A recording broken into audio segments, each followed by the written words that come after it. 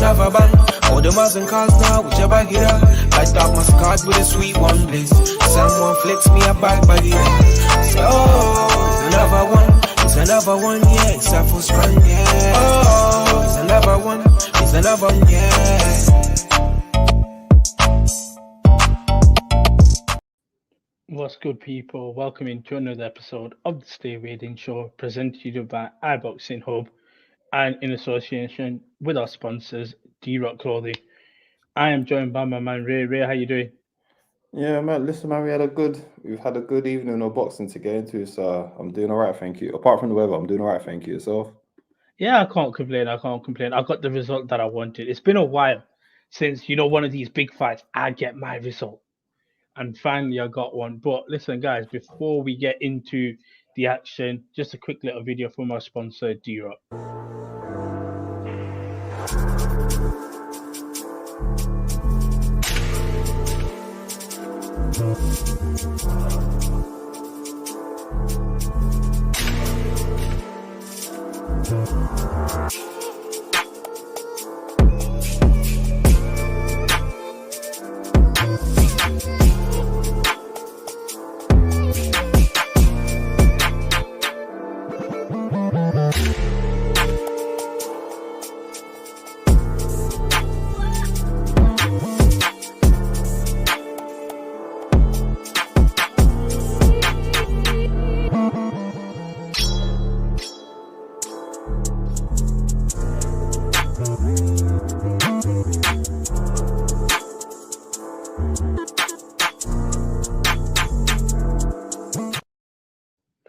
You know what? iBoxingHub 24, get yourself 40% off. You know what I love about that promo video? Just press at the end. Just doing a little I'm like, That's like when you shadow box in the kitchen while something's getting ready in the microwave. Yeah, man. Listen, we've got Ryan in the comments saying, evening, glad to be back after a horrible couple of days. I don't know what was horrible. We saw a great fight. Let's talk about the fight. Beterbiev undisputed now at light heavyweight. Takes it all the way 12 rounds. And for me, this was the best technical fight we've seen 2024. A lot's been technical fight we've seen in a while. In a while, to be fair, yeah. Like, look, we have big fights that don't deliver. This one delivered. And what I loved about the build-up going into it, there wasn't a lot of trash talk. There wasn't a lot of rubbish being said. It was just two guys that wanted to get in, get the job done. Now, as it pertains to the fight, I want to break it down a bit into a few details. The opening 4 or 5 rounds. Talk to me about what you saw from both guys, because I've got my views about it, but I thought I'll get your thoughts first on the opening 4 to 5 rounds. First 3 rounds, clear speed advantage. Bivol is absolutely cooking him to the point where I'm even saying in the group chat, yo, it's not looking good, bruv. My guy Arta, always got to give him, that's my guy. But those first 3 rounds, the speed difference was just clear, and I was just like, it's not looking good at all. 4th round, Arta then takes the risk of, I will go, mid-range and risk getting hit with that piston of a jab because something needs to change. And this then goes to the smarts of Arta, where he's not just all bronze, but the guy goes in there, he makes the tactical change, he combats Bivol's excellent footwork by cutting off the ring more and more, staying in the range, risking that jab, but then also being in the range where he can get his clubbing shots off. And he makes it a dogfight because he realized the speed advantage is on Bivol. I gave him round 4, so it's 3-1 Bivol.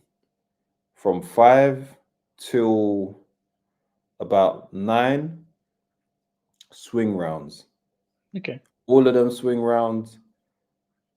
Depends what you want to give. Some people argued, and there's a lot of pure boxers that are upset because I feel like they felt that Bivol's clean punches should have been scored more, which I understand. But at the same time, Beterbiev making it a dogfight, I feel like, and with the pressure and ring generalship on top of that, is what scored him the fight. A lot of people are saying, oh, well, the punches were scoring in the arms, etc.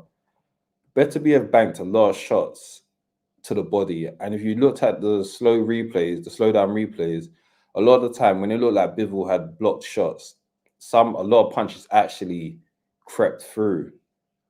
So a lot of the dogfighting that Beterbiev done was just like, no, it banked in some points that some people didn't see at first. And what a fight it was. Like, there's so many tactical adjustments. I've spoken about this before, but round 7 in particular stood out for me, where it was one of those swing rounds. Early Bivol, I think 5 and 6 were swing rounds. I can tell that Bivol's corner told him round 7, like, yo, halfway through now, let's turn up a bit. Bivol went in there. He clocked Beterbiev clean. I remember clean. I believe even wobbled him. He bounced across the ropes. Yeah, he bounced him. But that's where he made the mistake, where he got too gun happy. Sorry. He stepped into the fire. He went in there trying to finish Beterbiev, and he realized this is a fire I do not want to step in. Because Beterbiev, there's very few fighters that are like more scary when they're hurt, and Beterbiev is in that, select group of people where it's just like, in order to finish him, you might have to kill him, because the guy becomes more ferocious the more you try to go for the finish. And, Bivol stepped in the mid-range and then even short range, and he paid the price in round 7, because I think he got hit with a few of them blows, and he realized, I'm not doing that again. This is what I saw before we talk about, for me, the biggest factor in why I had Beterbiev winning anyway. As you said, the first couple of rounds, I expected also Bivol to win them. So I can give him 2, possibly 3 of the first 4, because I had it 2-2 going into 5.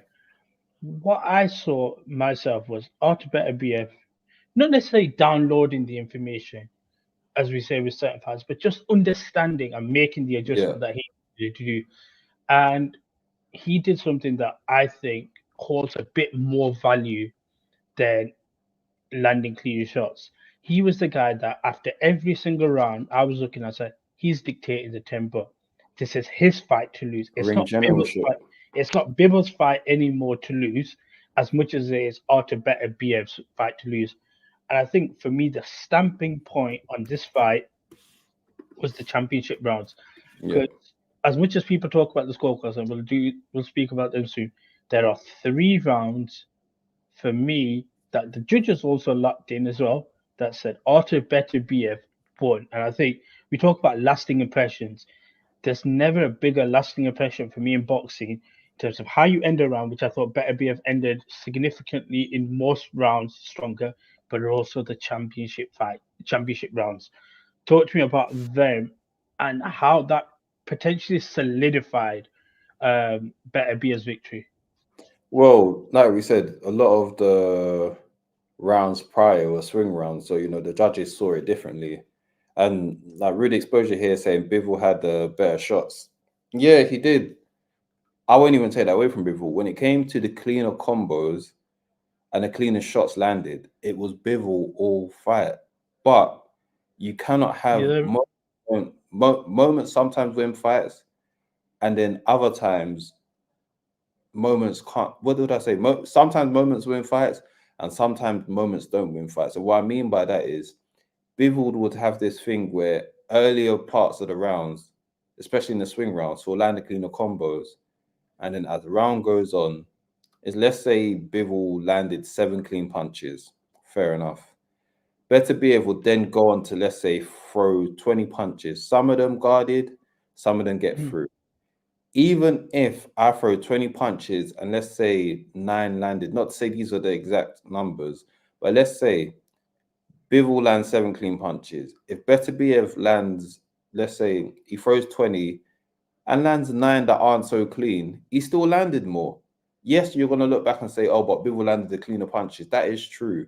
But if we're looking at quantity, and Beterbiev also added on to the quantity, there's ring generalship, it's going to look more favorable for Beterbiev, because did my combos look as clean as yours? No. Did I outland you? Yes. Am I also dictating the pace and where the fight's being taken place? Yes. Score to Beterbiev. And that's why I was saying a lot of pure boxers are getting upset, because they're all like, oh, but Bivol landed the cleaner punches. I'm not taking that away from Bivol. But if you don't, numbers-wise, score more points than Beterbiev does, even if he's missing some, and he's, dictating the pace, like the judges did, I'm going to give that fight to Beterbiev. And I feel like that's what happened, especially in the championship rounds. It felt like, and I'm not going to blame Bivol for this because none of us have been in the ring with Beterbiev to know the pain of having to last 12 rounds with him. Yeah, exactly. Those, like, round 10, 11, and some are 12, I can imagine Bivol's body is just like, brother, I'm tired. why are these punches still hurting this late into the fight? Like, this is painful. Do you know how painful it is to say to receive punches on the arms and it's like, yo, my arm is hurting. Like, he's doing textbook defense. And it's still hurting him. If you haven't seen the pictures, you can go on Twitter or wherever and you can see Bivol's arm where he was blocking and the one that he's not, which is bigger and swollen up, and you realize the slow, methodical breakdown of Beterbiev in terms of his punches. I just want a quick little shout out to Trey. Big up yourself, as man. I appreciate you, obviously. Hey, listen, you got Sugar Ray, I got the man. I'll take it. But I mean, it reminds me of Becky Lynch a bit. So I didn't want to say it, but yeah. I've got to get this point. The scorecards were different, so. Yeah, that's what we're talking about, the swing rounds. So when I say swing rounds, swing rounds are the rounds where they're so close that different judges have it different ways. But there are certain rounds where I think the first 3 rounds were all Bivol, if I'm correct, and the last 3 rounds were all Beterbiev. So this is what I'm going to say on the scorecards. So this one judge that scored it 160, 112, I sat there and I defended that particular scorecard. The reason I defended it, and again, people got to realize when you're watching a fight, we're watching the same angle, but we are also sitting here with different scorecards. So now imagine you as a judge are scattered across the ring. You have a different viewpoint, and you're seeing something that Judge B isn't seeing or Judge C isn't seeing. So you will naturally score that fight a bit differently when you're in a position that nothing is definitive and it's just your particular view. We're not sitting here like a Floyd Mayweather fight or a Canelo Alvarez fight or anything where we know he's definitively won that particular round.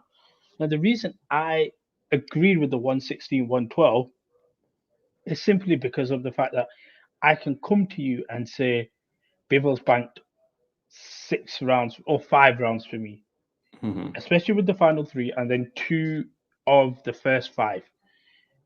Then throughout that swing round period, just needs to bank a couple more. And we could definitively say here that we can't definitively say that Bivol cleaned them swing rounds. And I think a lot of people are looking at the scorecards and like, oh, that's a disgrace. It's not. What it's just saying is the way he's won a round doesn't mean he's dominated. He's done just enough to pip that. And that's the whole point of this 116, 112 scorecard that people are getting at, that they're not realizing. Nobody has said he's definitively dominated a round. He's done a certain amount just to tip him over. He's done enough, yeah. When you tip him over, you win that round.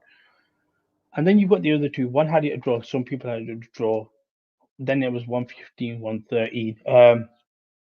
Just quickly, like, is there way too much outrage for your liking on the scorecards? And I don't get how anyone could have scored it for Bivol. I'll put that out there now because I know Eddie Hearn was coming out and he was annoyed with it. Ra had it 8-4 to Bivol in the group chat. Nah, he had 9-3. He had 9-3.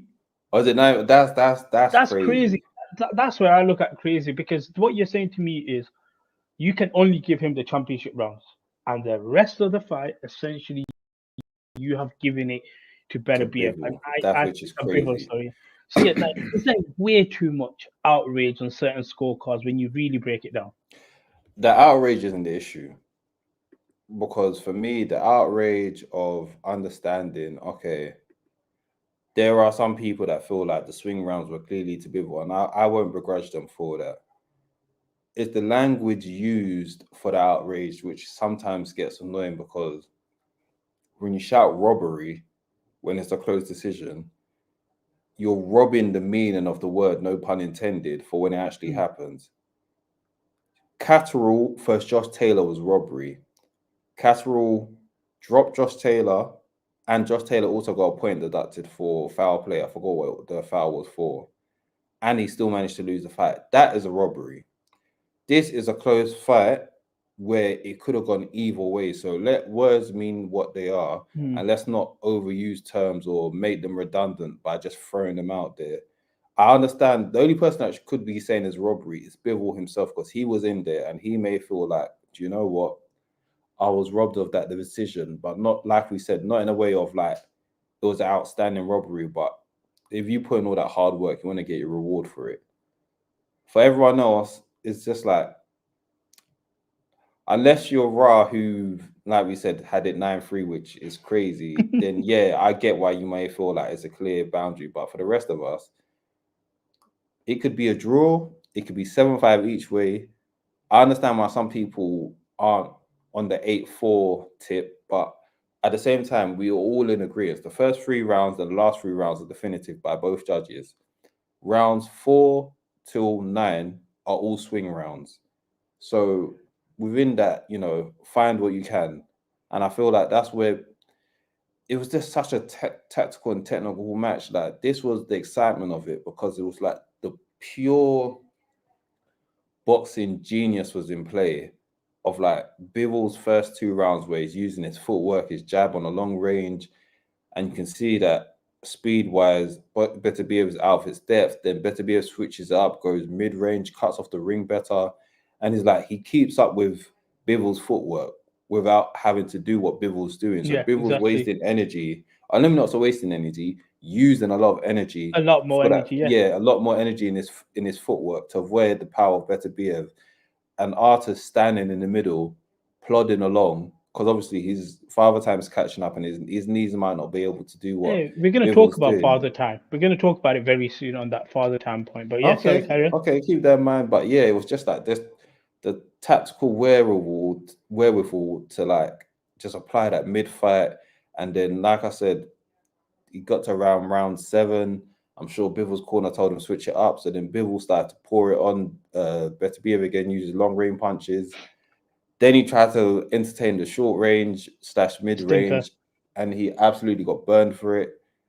So it was just like a fight of back and forth. And, you know, it comes down to, what do you reward more? Do you reward the cleaner punches that were landed, or do you reward the hard workmanship of Beterbiev, where he realized himself, I'm not going to, you know, outslick you. So guess what? I'm just going to punch through you every single time.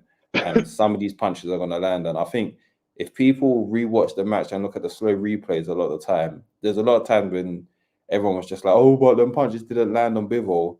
You watch them slow replays, there's a lot of them, like when he used to do the tight guard like this, Beterbiev, he's literally punched through that guard and hit Bivol in his face a lot of the time. And he was getting a good body shots, which I was even thinking he wasn't doing enough body shots throughout the fight, because Beterbiev landed a lot of clean shots to the body where, you know, Bivol was, when it was there, he used to hit him with a lot of hooks to the body.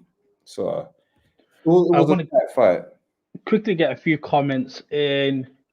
Shout out to Paloma's Music saying cracking fight, 12 rounds flew by. Absolutely. Can't grudge Arthur. Let's have a look. This comment, what viewpoints are the 3 judges seeing differently from the same seat? So if I'm not wrong, I was talking about it on Jams's Twitter space yesterday with Neutral. The judges are seated separate, different areas of the ring. Oh, I didn't know this. So it's like MMA, if I'm not wrong. So someone against correct me, please, because the guy said to me I was correct on this. So because they sat on a different area of the ring, you can't see the same thing that I'm seeing. You're seeing a different viewpoint, which is actually probably why you do get scorecards different. Because if I'm sat with you and then we're debating something, you can influence me and vice versa. So I believe that's why they put them separately. So yeah, Jams is coming. There's one judge at each end of the ring and one at the end of the ring. Always is for title fights. So yeah, there you go. in that side of things. So that's one reason why I said the scorecards that you see, I'm not too mad about.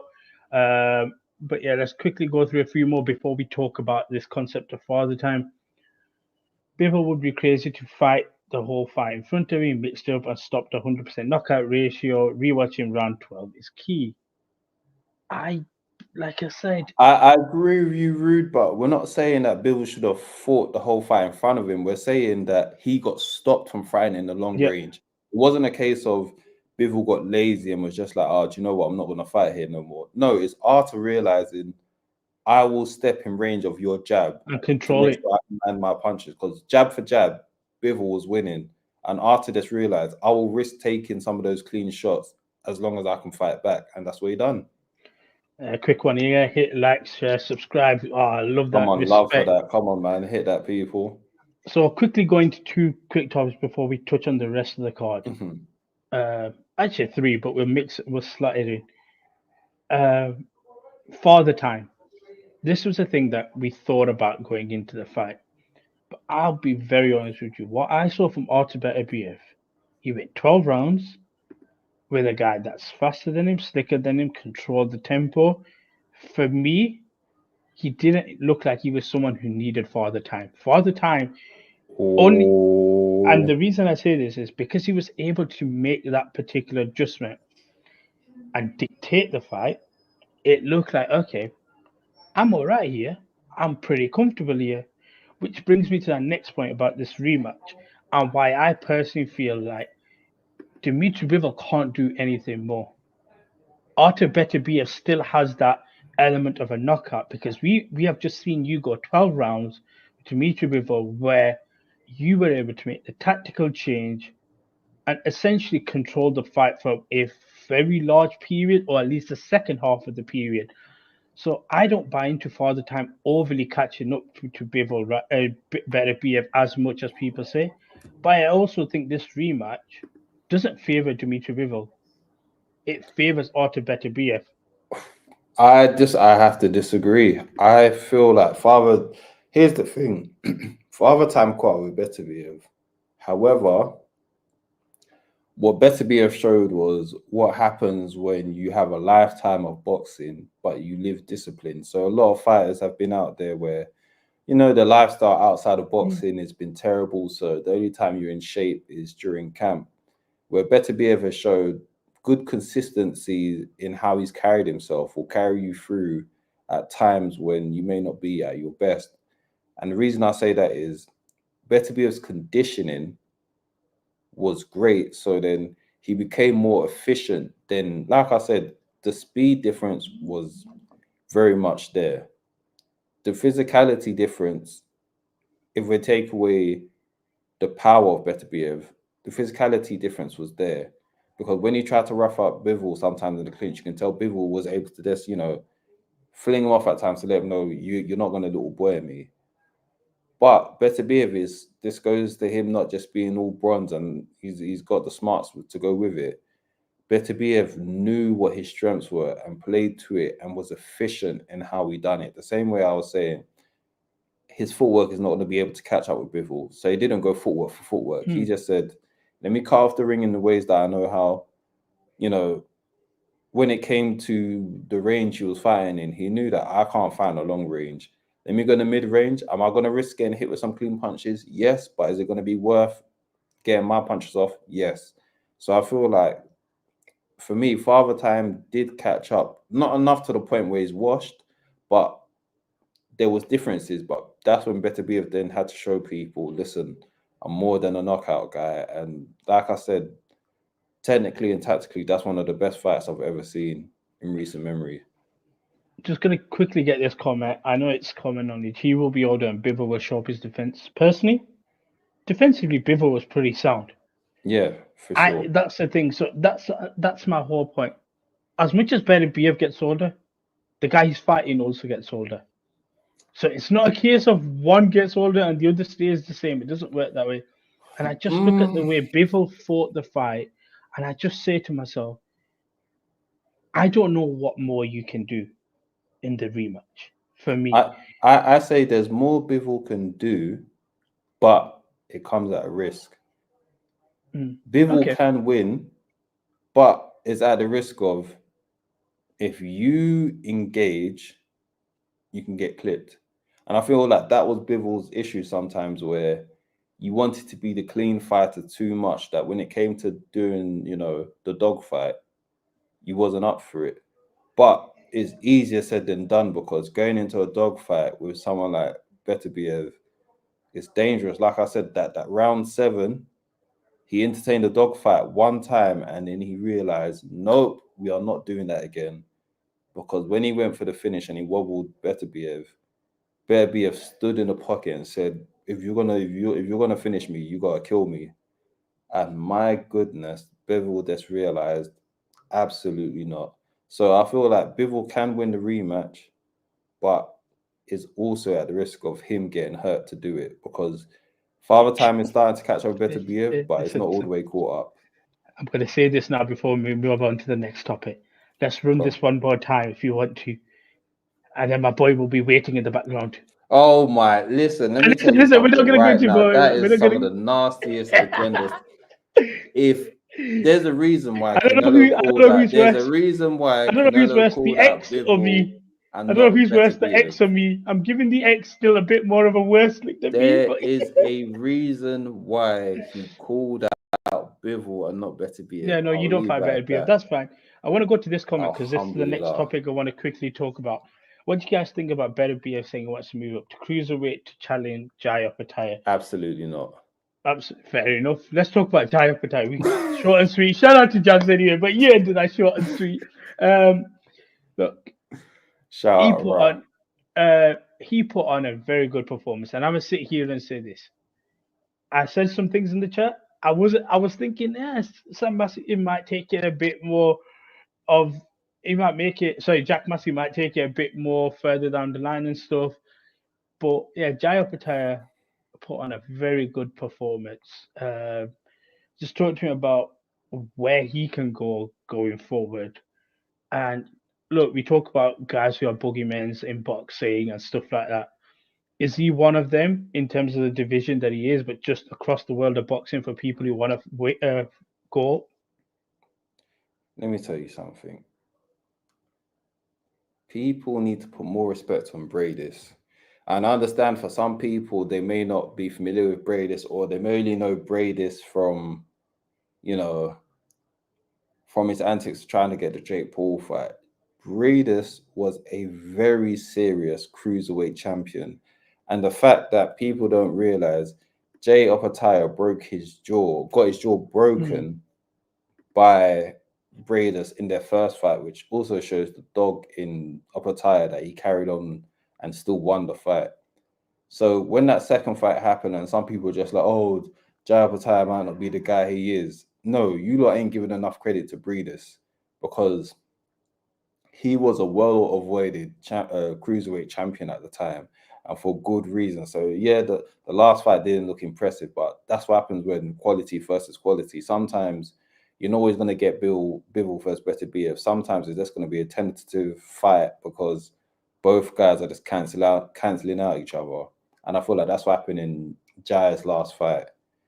This fight, he put a reminder to everyone, like, everyone else in the division, You know what's you're annoying? not my level. That's what he done. They couldn't have thrown in the towel at the start of the 7th. I had 7-12, and I was just like, come on, bro.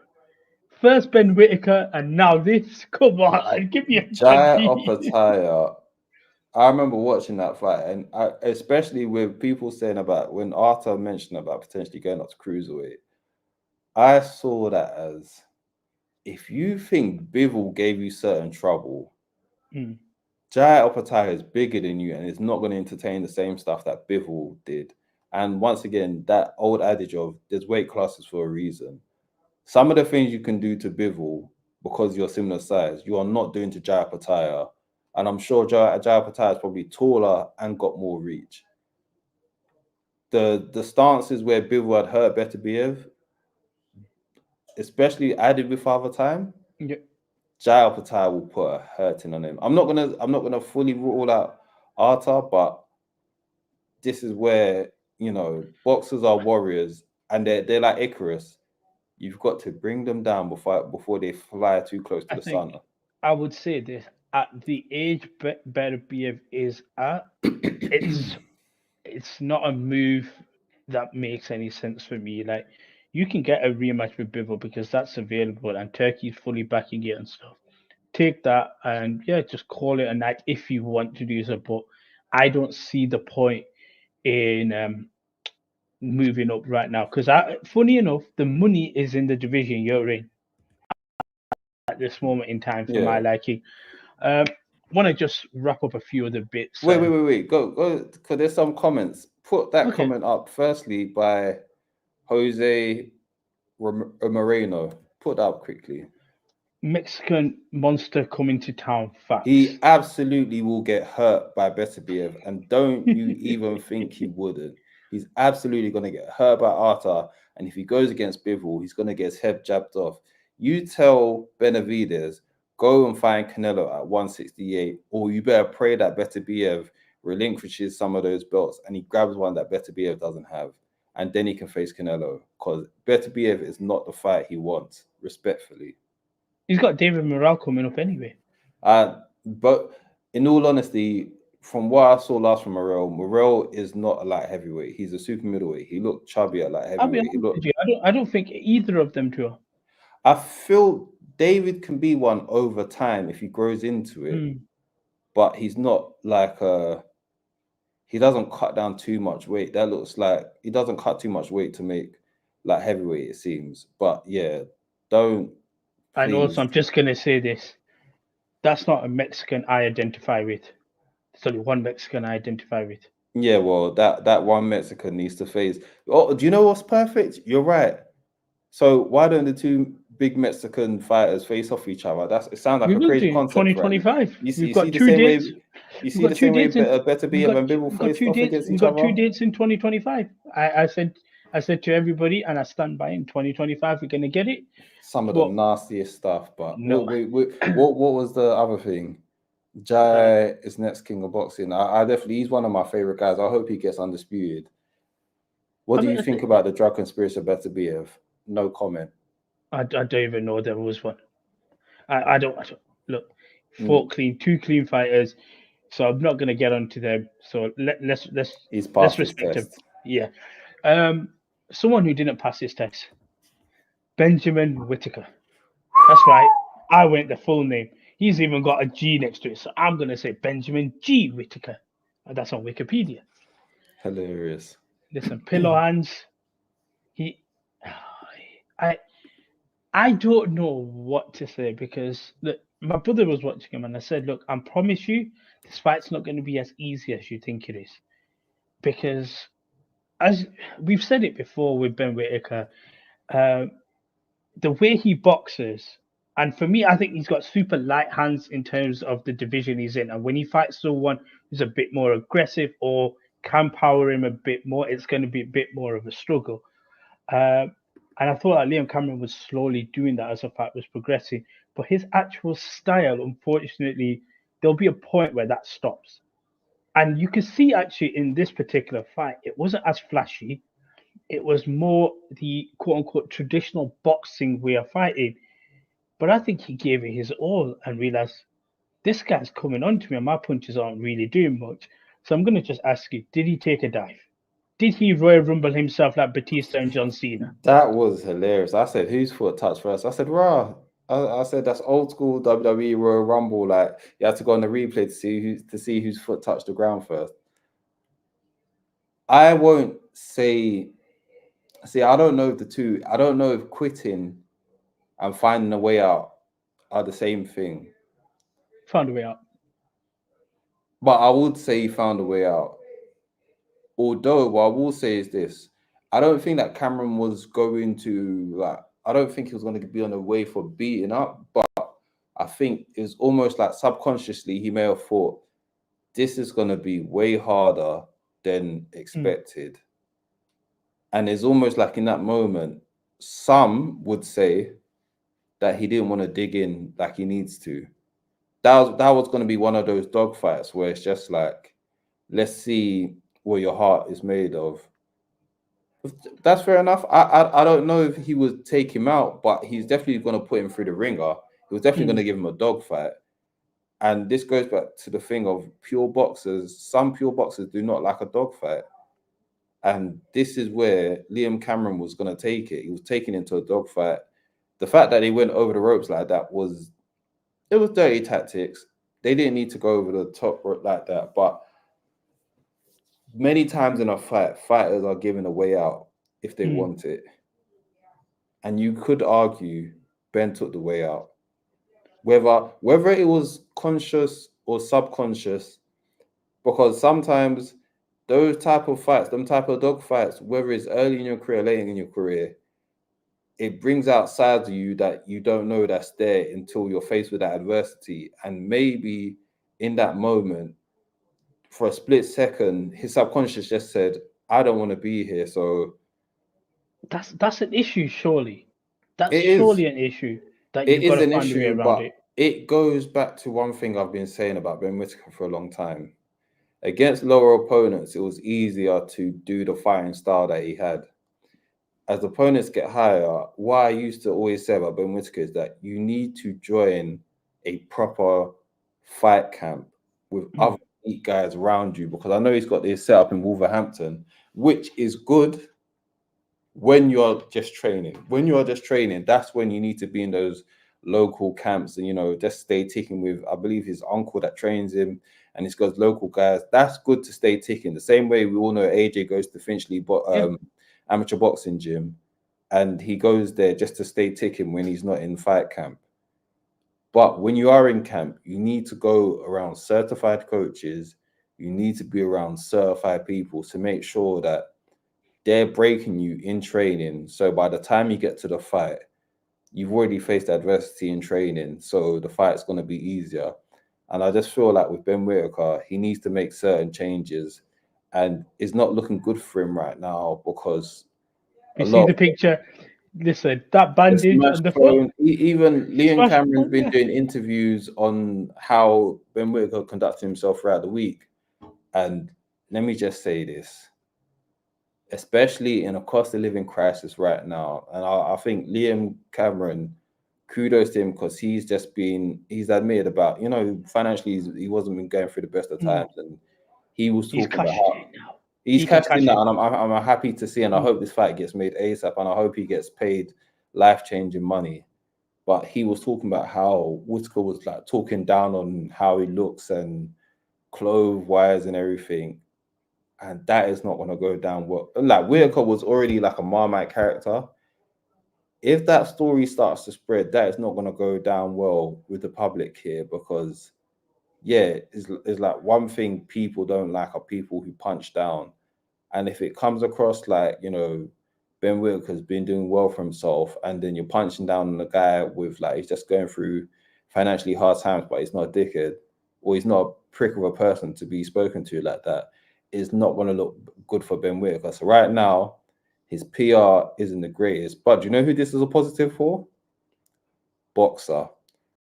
Yeah. Because there's a lot of top suitors right now that were looking at Ben Whittaker before that might have been like, oh, this guy might be a star, but this is his first adversity in and outside the ring where he has to tackle. And we're going to see what he's made of, but then also, do we need it? This is where Boxer can step up and say, if Boxer are able to, you know, do a 180 on the image, that's when Boxer can say, this is why you need us to promote you. So we'll see how this goes, but this is definitely a rematch that we want to see. Finally, I've got to talk about some guy. I don't get how he does it. This guy could be IBO world champion multiple times and never be an official world champion. But he's got aura. And I don't know what it is. I think it's the entrance. It's the entrance music.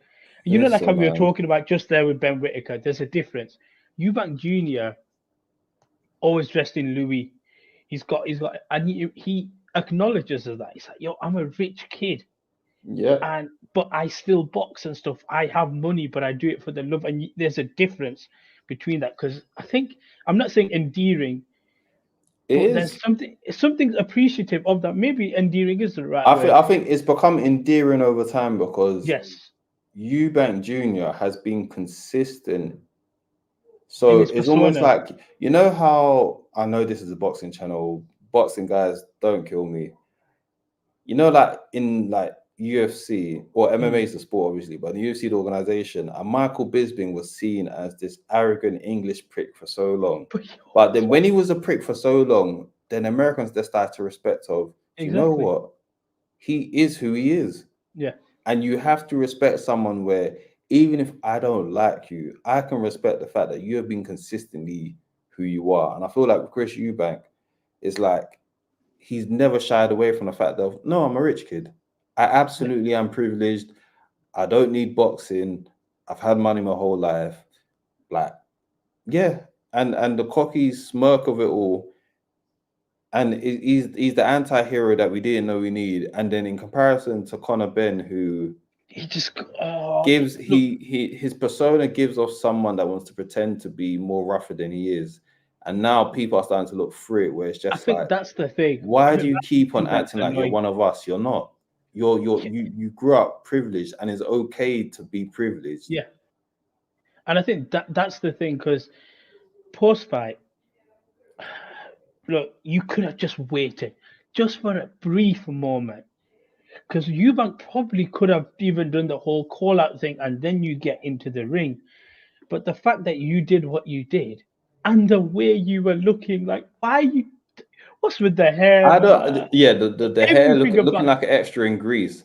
Yeah. I'm not too. Do you know what? One thing I won't give Conor slack on is him doing what he done. Only because you see, sometimes in life, you can't leave things off to chance. You have to take it. You have to go in there and say, "This is my moment. I may not get a moment like this. Is it gonna come off arrogant? Yes. Are people not gonna like it? Yes. However, it will get the attention that I need it to get." And Conor Benn took the opportunity.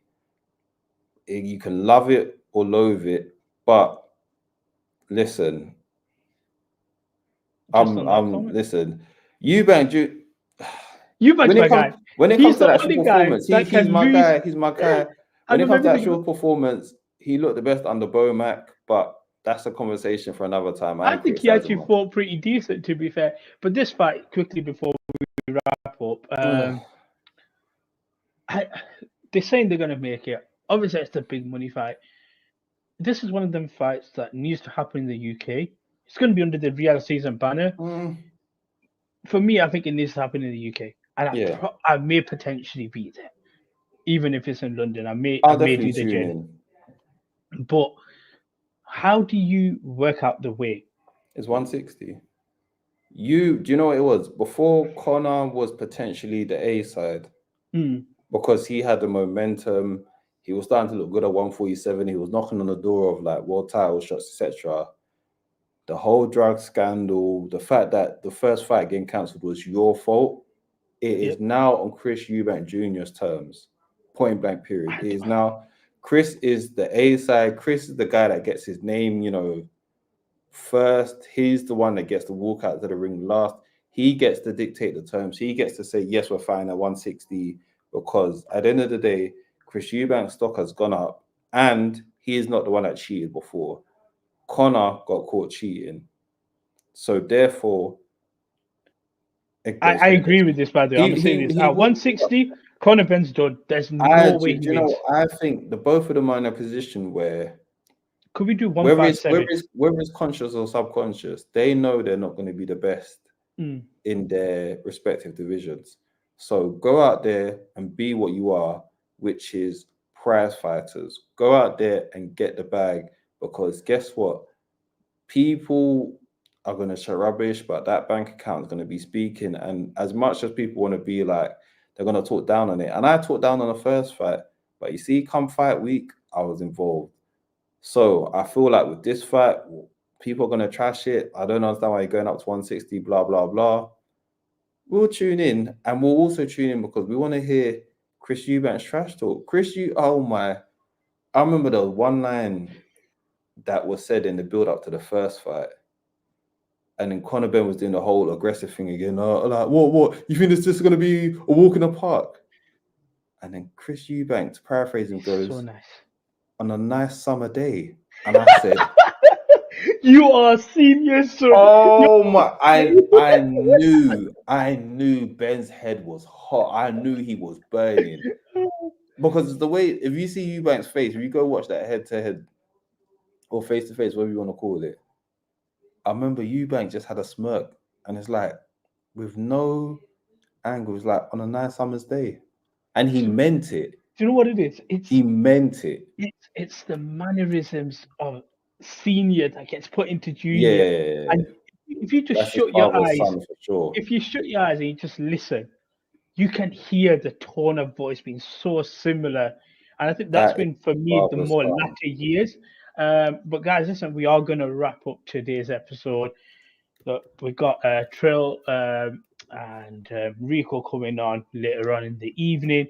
There's 2 videos I want to highlight for you guys to check out. We do all these live shows, but you participated as one. Trill's participated one for Black History Month. I want you guys to go check them out on the channel as well. These guys share their experience as well. So super well done to you guys for putting that out as well. Shout And for out Aisha, lovely I was going to say shout out to Aisha for obviously coming up with the idea and everything.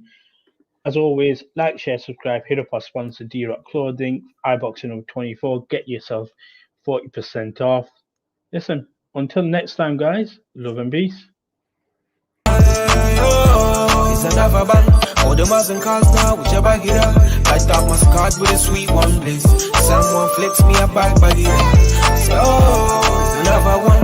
It's another one, yeah. It's a full strand, yeah. Oh, it's another one.